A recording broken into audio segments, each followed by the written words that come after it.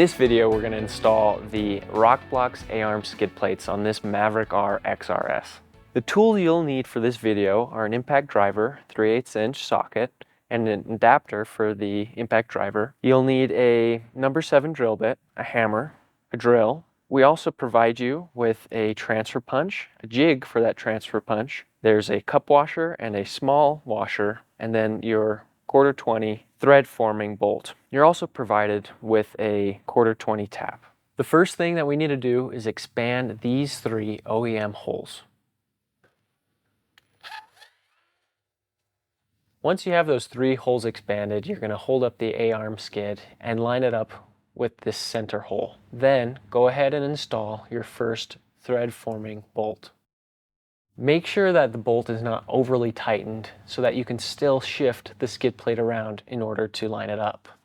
Make sure that the other 2 holes are lined up, and then send in the other 2 bolts so that you can snug the A-arm down all the way.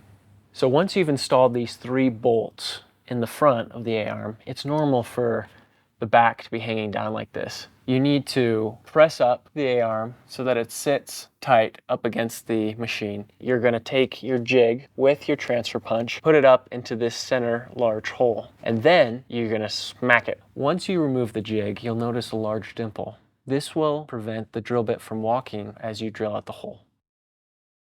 You'll use this same process for the other holes shown on the diagram.